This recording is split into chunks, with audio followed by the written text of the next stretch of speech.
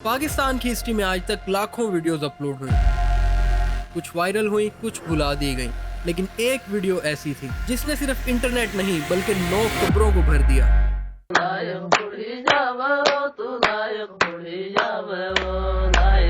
उस वीडियो में ना कोई खून था, ना कोई लड़ाई और ना ही कोई गन। उस वीडियो में सिर्फ कुछ खवातीन गाना गा रही थी। फिर भी चंद साल बाद लोग एक एक करके मरने लग गए। ये कहानी सिर्फ ऑनर किलिंग की नहीं, ये कहानी है खौफ की, रिवाज के नाम पर चलने वाले निजाम की, और उस सच की जिसके लिए एक आदमी ने अपनी पूरी उम्र दांव पर लगा दी। और उस आदमी का नाम था अफजल कोहिस्तानी। 4 जून 2012 मीडिया के सामने एक दुबला पतला आदमी बैठा था और उसके हाथ में था एक पुराना कीपैड वाला मोबाइल फोन, और उसने कहा कि मेरे पास एक वीडियो है। पहली नजर में वीडियो बिल्कुल आम लगी, एक पुराने कीपैड वाले मोबाइल से रिकॉर्ड की गई लो क्वालिटी की वीडियो। इतनी खराब क्वालिटी के चेहरे मुश्किल से पहचाने जा सके। कमरे में बैठे कुछ लोग नजर आते हैं, जिनमें से 4 लड़कियां कोहिस्तानी गीत गा रही हैं और तालियां बजा रही हैं। साथ ही 2 जवान लड़के उन गीतों पर खुशी से नाच रहे हैं। बस इतना ही। अगर ये वीडियो पाकिस्तान के किसी और शहर की होती तो शायद कुछ लोगों ने इस वीडियो को दोबारा देखना जरूरी भी ना समझा होता, लेकिन ये वीडियो कोहिस्तान की थी और कोहिस्तान की दुनिया पाकिस्तान के बाकी इलाकों से मुख्तलिफ चलती। बंद पहाड़, तंग रस्ते और दूर दूर तक फैली वादियां, ऐसी जगह जहाँ हुकूमती इदारों को भी पहुँचने में दिन लग जाते हैं। यहाँ रिवायत का मतलब एक लफ्ज नहीं बल्कि यहाँ रिवायत का मतलब एक कानून है कि फैसले अदालतों में नहीं बल्कि जिरगों में होते हैं, और औरत की जिंदगी सिर्फ एक 4 दीवारी तक महदूद रहती है। गैर महरम मर्दों के सामने आना, खुशी का इजहार करना और आवाज बुलंद करना बिल्कुल नाकाबिले कबूल है। इसीलिए जब वो वीडियो लोगों के मोबाइल फोन्स तक पहुंची तो लोगों ने उसे शादी की याद के तौर पर नहीं बल्कि एक इल्जाम के तौर पर देखा। एक सबूत, एक ऐसा सबूत कि लोगों की जिंदगी तबाह कर सकता था। हैरत की बात यह है कि ये वीडियो उस वक्त रिकॉर्ड भी नहीं हुई थी, ये वीडियो उससे 2 साल पहले की थी। शादी का एक गैर रस्मी लम्हा, जश्न खत्म होता है और सब अपने अपने घर लौट जाते हैं, लेकिन मोबाइल की मेमोरी में वो क्लिप 2 साल तक चुपचाप पड़ी रही। फिर अचानक मई 2012 में न जाने किसने, न जाने किस मकसद से वो वीडियो को इंटरनेट पर अपलोड कर दिया, और बस इतना ही होना था कि सब कुछ बदल गया। वीडियो सोशल मीडिया पर एक आग की तरह फैली। हर गांव, हर मजलिस, हर घर सिर्फ एक ही वीडियो का जिक्र था।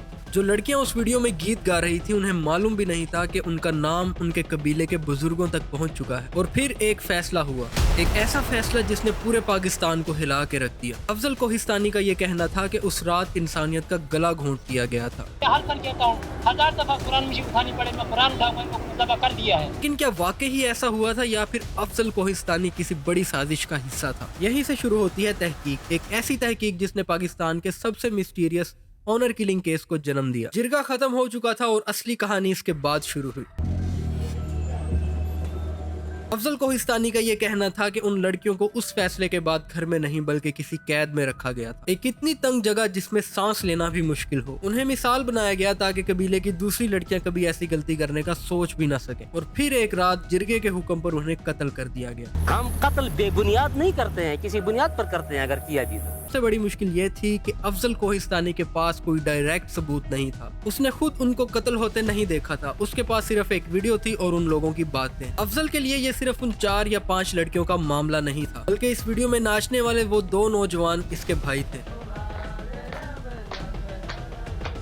जिरगे के मुताबिक उन दोनों को भी मौत की सजा दी जा चुकी थी और इसलिए वो कहीं छुप गए थे। हर नया दिन उनके लिए जिंदा रहने की कोशिश बन चुका था। अफजल ने फैसला किया कि अगर वो खामोश रहा तो शायद उसके दोनों भाई भी जिंदा नहीं बचेंगे। इसी उम्मीद के साथ वो मीडिया पर गया और उसने चीफ जस्टिस से मदद की अपील की। पूरे इलाके में ये बात अभी तक पता है और मुझे रिक्वेस्ट है कि मुझे चीफ साहब से, यानी चीफ जस्टिस साहब से हमें बयान दे दे, हम बिल्कुल बयान दे साहब के सामने में अपना बयान। मीडिया ने भी इस कहानी को उठाया, अखबारों ने सुर्खियां लगाई और टीवी चैनल्स ने इस पर डिबेट शुरू कर दी। देखते ही देखते एक दूर दराज गांव का वाकया एक नेशनल न्यूज बन गया। लेकिन दूसरी तरफ भी लोग खामोश नहीं बैठे। जिरगे के सरदार और बाकी तमाम अफराद, उन सब ने इन इल्जामात को झूठ करार दिया। उनका कहना यह था कि किसी का भी कत्ल नहीं हुआ बल्कि तमाम लड़कियां जिंदा हैं। कि ये जो मेरे ऊपर इल्जाम है इसमें कोई सच्चाई, कोई हकीकत नहीं। और सबसे बड़ा इल्जाम अफजल पर ही लगा दिया गया। उन्होंने कहा कि ये जानबूझकर दुनिया की तवज्जो हासिल करना चाहता, और कुछ ने ये कहा कि वो कबीले को बदनाम कर रहा। अब 2 कहानियां सामने थी, एक तरफ अफजल था तो दूसरी तरफ वो मासूम लड़कियां जो कत्ल हो चुकी थी। सवाल ये था कि सच कौन बोल रहा है। हुकूमत भी यहाँ आकर परेशान हो गई।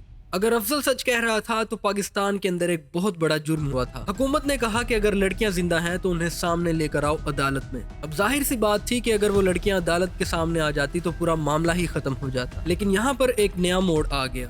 कबीले के बुजुर्गों ने इनकार कर दिया। उनका कहना यह था कि हमारे कबीले की औरतें कबीले से बाहर नहीं जा सकती, अदालत में पेश होना उनकी रिवायत के खिलाफ है। अब हुकूमत के पास सिर्फ एक ही रास्ता बचा कि तहकीक के लिए उस कबीले में जाया जाए। जून 2012 एक हेलीकॉप्टर कोहिस्तान के उस गांव के करीब उतरता है। टीम को उम्मीद थी कि जब वो गांव पहुंचेंगे तो चंद घंटों में सच सामने आ जाएगा, लेकिन जो मंजर उन्होंने देखा उसके बाद और भी सवाल खड़े हो गए। ये गांव गैर मामूली तौर पर सुनसान था। कई घर बंद पड़े थे, बहुत से लोग गायब थे। जो चंद लोग मिले उन्होंने सिर्फ इतना कहा कि बाकी सब लोग मौसम की वजह से पहाड़ों की तरफ चले गए। क्या ये वाकई ही मामूली माइग्रेशन थी या फिर किसी ने इन्वेस्टिगेशन से पहले गाँव को खाली करवा दिया? कुछ घंटों बाद इन्वेस्टिगेशन टीम की मुलाकात उन लड़कियों से होने वाली थी जिनके बारे में कहा जा रहा था कि वो मर चुकी हैं। वो ठीक है, आप लड़कियां दिखाई पहले।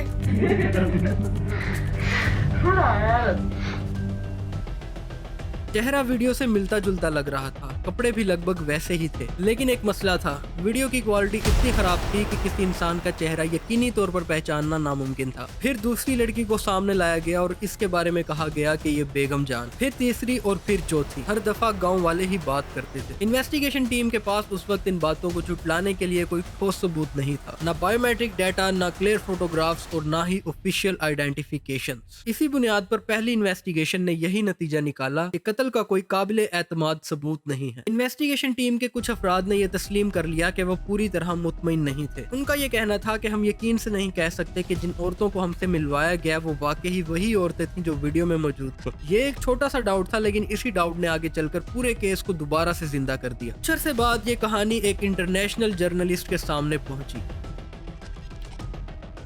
उसने तमाम डॉक्यूमेंट्स दोबारा से देखने शुरू किए, तस्वीरों का मुकाबला किया और एक सवाल उसके जहन में बार बार घूम रहा था, अगर सब कुछ ठीक है तो फिर इतना कंट्रोडिक्शन कैसे? उसने एक तस्वीर उठाई जो इन्वेस्टिगेशन के दौरान ली गई थी और उस तस्वीर का मुकाबला उसने गवर्नमेंट रिकॉर्ड में मौजूद एक तस्वीर से। इस काम के लिए उसने एक फेशियल कंपैरिजन एक्सपर्ट की हेल्प ली। जब रिपोर्ट वापस आई तो उसने सबको हिला कर रख दिया। कंपैरिजन का रिजल्ट बहुत नेगेटिव आया। अगर ये रिपोर्ट दुरुस्त थी तो इसका मतलब कबीले वालों ने पूरे पाकिस्तान को बेवकूफ बनाया। यहीं से इस कहानी ने एक नया मोड़ ले लिया। 2013 की एक सुबह अफजल के तीनों भाइयों पर फायरिंग होती है और उन्हें कत्ल कर दिया जाता है। ये एक पैगाम था कि खामोश हो जाओ वरना अगला नंबर तुम्हारा है। कुछ ही अरसे बाद अफजल के घर पर भी फायरिंग की गई, लेकिन किस्मत से अफजल उस वक्त घर पर नहीं। अफजल अपने गांव से फरार हो गया, लेकिन उसने इस केस को छोड़ने से इनकार कर दिया। साल गुजरते गए और लोग इस वाकये को भूलने लग गए, लेकिन फिर एक इंटरनेशनल डॉक्यूमेंट्री ने दोबारा इस केस को पूरी दुनिया के सामने खड़ा कर दिया और इस बार दबाव इतना ज्यादा था कि हुकूमत को एक बार फिर एक्शन लेना पड़ा। इस बार उन औरतों को अदालत में पेश करना जरूरी था। हुकूमत ने सख्त हिदायत की कि जिन औरतों का जिंदा होने का दावा किया जा रहा है उनको अदालत में पेश किया जाए। इस बार इनकार की गुंजाइश नहीं थी और कुछ दिन बाद चंद औरतें सिक्योरिटी के दरमियान कोर्ट पहुँचती है। मीडिया को अंदर जाने की जरूरत नहीं थी, सिर्फ चंद ऑफिशियल्स उनसे सवाल जवाब कर सकते थे। सब कुछ मामूल के मुताबिक लग रहा था, लेकिन कुछ ही मिनट्स के बाद ऑफिसर्स ने एक अजीब चीज नोटिस की। हर सवाल का जवाब औरतें खुद नहीं देती थीं, बल्कि उनके साथ खड़े मौजूद बुजुर्ग पहले बोलते थे और उसके बाद वो औरतें धीमी आवाज में वही बात करती थी। इन्वेस्टिगेशन मजीद गहरी होती गई। उम्र, शिनाख्त और पुराने रिकॉर्ड्स, हर चीज दोबारा देखी जा रही थी, लेकिन सबसे अहम मरहला अभी बाकी था। हुकूमत के पास एक लड़की का बायोमेट्रिक मौजूद था, इसलिए फिंगरप्रिंट वेरिफिकेशन का फैसला हुआ। लेकिन ऑफिसर्स ने जब उन लड़कियों के हाथ देखे तो उन सब लड़कियों की उंगलियां बुरी तरह जली हुई थी।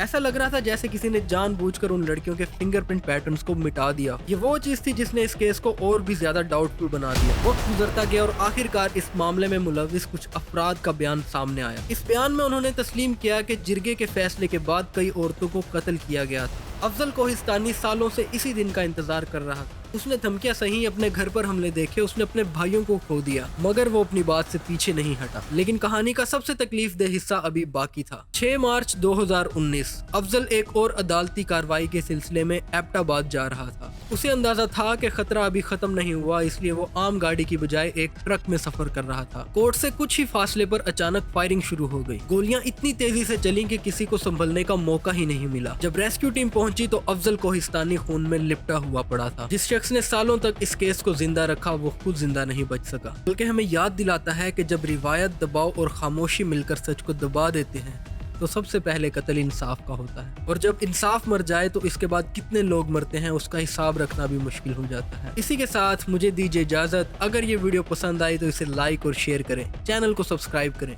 मैं हूं साबू और यह है साबू स्पीक।